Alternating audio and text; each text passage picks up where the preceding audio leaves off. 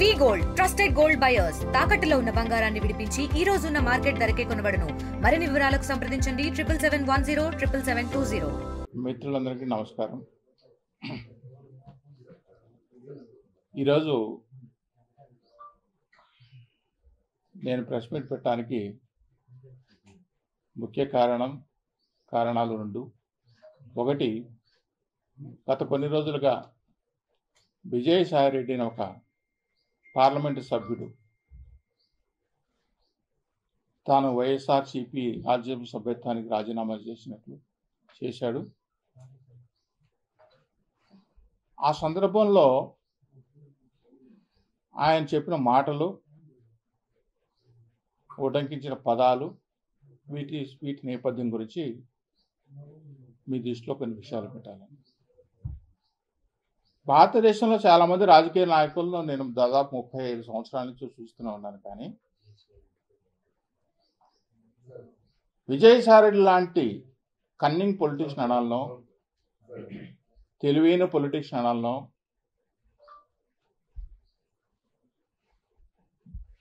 లేక లౌకికం తెలిసిన పొలిటీషియన్ అనాలనో, అది ప్రజలు తన అంతరాత్మకు తెలుసు.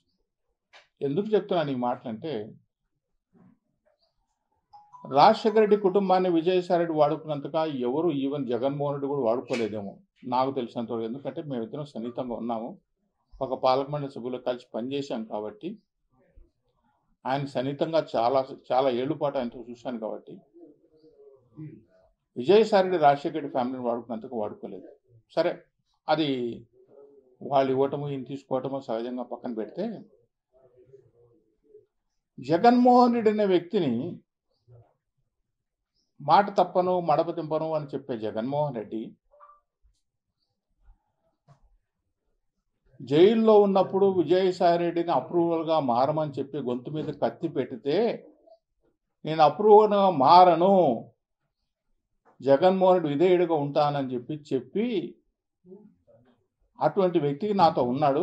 అతనికి టీడీ చైర్మన్షిప్ నేను ఇవ్వక తప్పదు, టీడీ చైర్మన్షిప్ ఇవ్వాలి, ఎందుకంటే నన్ను అప్రూవ్గా మారమని సిబిఐ వాళ్ళు ఎంత ప్రెజర్ చేసినా చేయలేదు అని సాక్షాత్ నాతోనే చెప్పాడు జగన్మోహన్ రెడ్డి. ఆ రోజు నేను ఆ పార్టీలో ఉన్నప్పుడు. ఇది జైలు నుంచి వచ్చిన తర్వాత వాళ్ళ ఇంట్లో లోటస్ పండుగ జరిగిన డిస్కషన్. మరి ఇచ్చాడా జగన్మోహన్ రెడ్డి విజయసాయిరెడ్డికి? ఇవ్వలేదు. వాళ్ళ బంధువు వైఎస్ సుబ్బారెడ్డికి ఇచ్చాడు.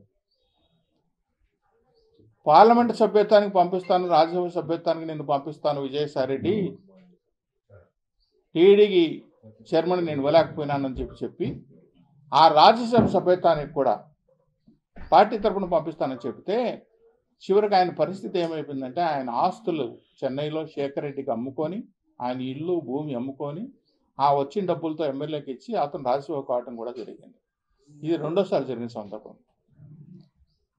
విజయసాయిరెడ్డి పైన వాళ్ళకున్న అభిప్రాయము, ఇతను వాళ్ళు ఎట్లా వాడుకున్నాడు, వాళ్ళు ఎట్లా వాడుకున్నారు, ఏ విధంగా ఎవరికి కన్నింగో అని చెప్పడం నేపథ్యంలో ఇవి నేను ఈ రెండు ఉదాహరణ ఇస్తున్నాను. మూడోది, రాజ్యసభ సభ్యత్వం ఇతనికి రాదు అని సంగతి తెలిసి, రెండోసారి రాజ్యసభ సభ్యత్వం తెలిసి హైకోర్టులో రిట్ పిటిషన్ వేశాడు విజయసాయిరెడ్డి. నేను ఆస్ట్రేలియాకి వెళ్ళి వ్యవసాయం చేసుకుంటూ నాకు అనుమతి ఇవ్వండి అని చెప్పి హైకోర్టు కూడా తను పరిగణించి, సిబిఐ వాళ్ళ దగ్గర నుంచి మీకు ఏమైనా అబ్జెక్షన్ ఉందా, అతను వ్యవసాయం ఆస్ట్రేలియాలో చేసుకుంటే అంటే మాకు ఎలాంటి అభ్యంతరం లేదు, అతను కోర్టు ఎందుకు అతను వ్యవసాయం చేసుకుంటున్నాడు కదా ఆస్ట్రేలియాలో, అతను ఇవ్వండి అంటే సిబిఐ అబ్జెక్ట్ చేసినా కూడా హైకోర్టు కన్సిడర్ చేస్తాను. అప్పట్లో జగన్మోహన్ రెడ్డి కుటుంబం నుంచి వచ్చిన ప్రెజర్కి, ఎందుకంటే ఆ జగన్మోహన్ రెడ్డి కేసులకు సంబంధించిన కింది నుంచి పై వరకు, బుటకని వేల దగ్గర నుంచి తల వెంట్రుక వరకు ఆ కేసులు మొత్తం సుడిగాల్లాగా తిప్పిన వ్యక్తి, తెలిసిన వ్యక్తి, ఏకైక వ్యక్తి విజయసాయిరెడ్డి. ఇతను దూరం చేసుకుంటే మనం ఇబ్బందులు పడతామని తెలిసే జగన్మోహన్ రెడ్డి వారి సతీమణి ఆయన బుజ్జగిచ్చో ప్రధాయపడో తిరిగి ఆయనకి రెండోసారి రాజ్యసభ సభ్యత్వం ఇవ్వడం జరిగింది. ఇప్పుడు వ్యవసాయం అయిన తర్వాత అది ఆస్ట్రేలియా వ్యవసాయం చేస్తాడా, పొంగనూరులో ఇక్కడ చంద్రగిరి వ్యవసాయం చేస్తాడా, విశాఖపట్నం వ్యవసాయం చేస్తాడా నాకైతే తెలియదు. కానీ విజయసాయిరెడ్డి ఎటువంటి కన్నింగ్ మనిషి అని చెప్పి జగన్మోహన్ రెడ్డి గ్రహించాడు కాబట్టి విజయసాయిరెడ్డి దూరం పెట్టాడు. విజయసాయిరెడ్డి జగన్మోహన్ రెడ్డి ఎటువంటి వాడని సంగతి తెలుసు కాబట్టి విజయసాయిరెడ్డి జగన్మోహన్ రెడ్డి ఎట్లా వాడుకోవాలని తెలుసుకున్నాడు. ఆయనకి ఎత్తులకు పై ఎత్తులు వేసుకుంటూ జరుగుతూ వచ్చింది నాడు కూడా. ఇన్నాళ్ళు వైసీపీ గత 5 ఏళ్ళు అధికారంలో చలాయించిన నలుగురైతే ఆ నలుగురిలో ప్రథముడో ద్వితీయుడో ఆ విజయసాయి అనే వ్యక్తి చివరికి ఆయన కుమార్తె వివాహానికి కూడా అడ్డుపడుతున్న వ్యక్తులు ఎవరు అంటే ఈ జగన్మోహన్ రెడ్డి పక్కన ఈ ఇద్దరు ముగ్గురు ఎవరైతే చెప్తున్నామో ఆ ఇద్దరు ముగ్గురు వ్యక్తులే చివరికి ఆయన కూతురు పెళ్లి కూడా చెడగొట్టడానికి కంకణం కట్టుకున్నారు అని చెప్పి సాక్షాత్తు సాయిరెడ్డి చెబితే ఇది సాయిరెడ్డి వెళ్ళి జగన్మోహన్ రెడ్డికి చెప్పి అయ్యా నా కూతురు వివాహం కూడా చెడగొట్టబోతున్నారు అని చెప్తే ఆయన్ని పట్టించుకోవద్దని చెప్పిన వ్యక్తి జగన్మోహన్ రెడ్డి. ఇది వాళ్ళకున్న వ్యక్తిత్వము, క్యారెక్టరు, వాళ్ళకున్న సంబంధాలు. వీటిని క్రిమినాలజీ అందామా, లేకుంటే కన్నింగ్ అందామా, లేకుంటే వీళ్ళకు ఏమాత్రం వీళ్ళు ఈరోజు వ్యక్తిత్వాల గురించి సంబంధాల గురించి మాట్లాడుతున్నారే ఈ చతుశ్రయం ఎవరైతే ఉన్నారో వీళ్ళు ఆడిన పాటలో రాష్ట్రం రాజకీయంగా నాశనమే కాకుండా ఆయన నమ్ముకున్న మిగతా వాళ్ళందరూ కూడా సర్వనాశనం అయిపోవడం జరిగింది. రాష్ట్రం కూడా అధోపాలన జరిగింది. ఈరోజు ఆయన ఒక జాతీయ పార్టీతో ఒక సంధానం, ఒక ఒప్పందం కుదుర్చుకొని జాతీయ పార్టీలో నేను వస్తానని మాట తీసుకొని వాళ్ళు అప్రూవర్ కావమంటే అప్రూవర్ కావటమో, లేకుంటే ఎప్పుడు అవసరం వస్తే అప్పుడు జగన్మోహన్ రెడ్డి ఒక ఆయుధంగా వాడుకొని అప్రూవర్గా మార్చి జగన్మోహన్ రెడ్డికి ఎలాంటి ఇబ్బందులు కలిగించాలని చెప్పి వాళ్ళు ప్లాన్ చేయటమో,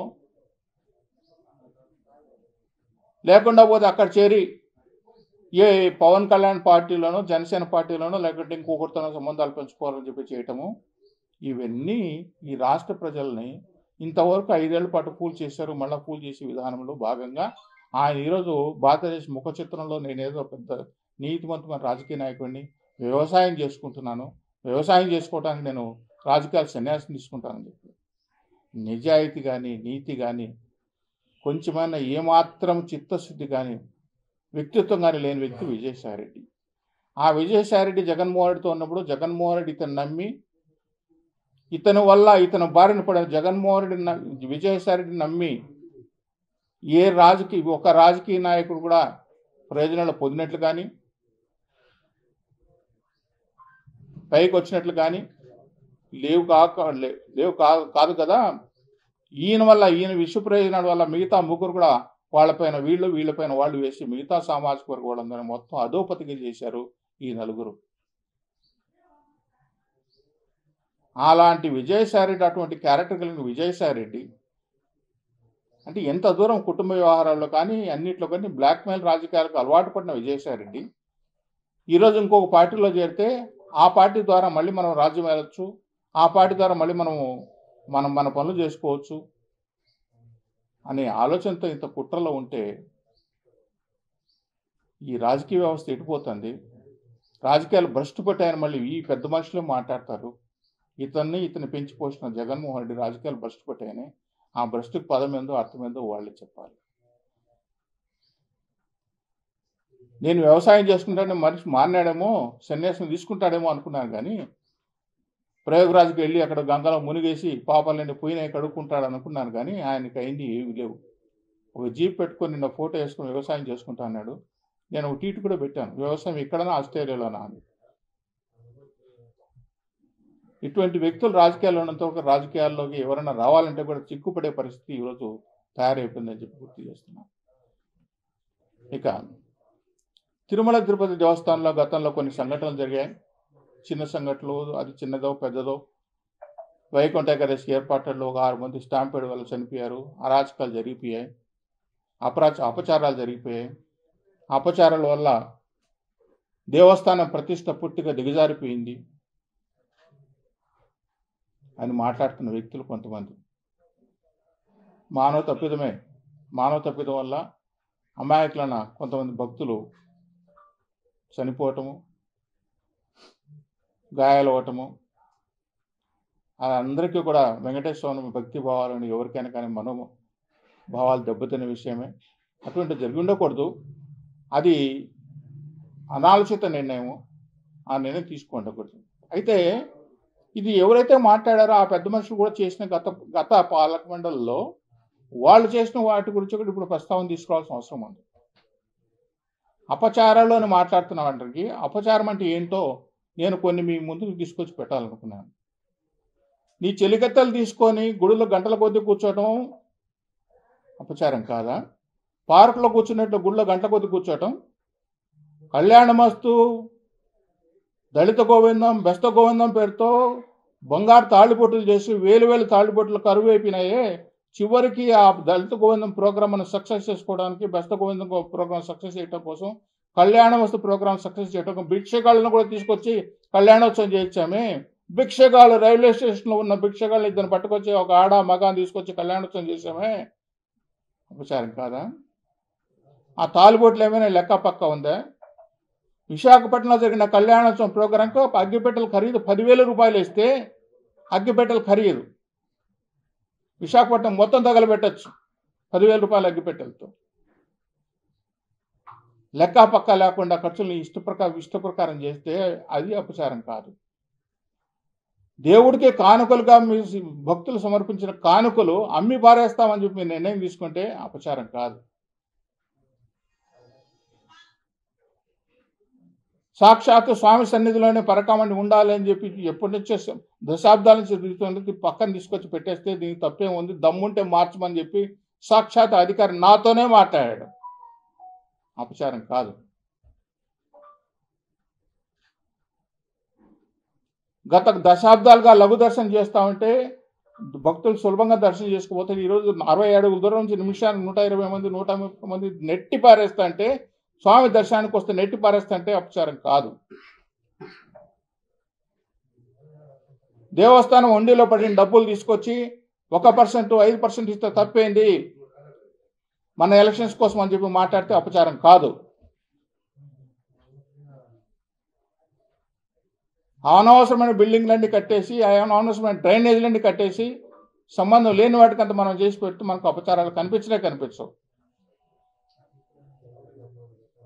అడ్డగోలుగా గెస్ట్ హౌస్లు కట్టి పెంట్ హౌస్లు కట్టించుకొని చేస్తే మనకు అపచారాలుగా కనిపించవు.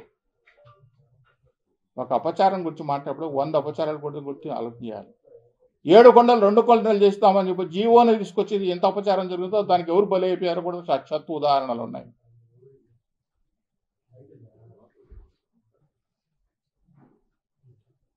ఇంకొక అధికారి తీసుకున్న అనాలోచిత నిర్ణయాలు, అహంభావ నిర్ణయాలు,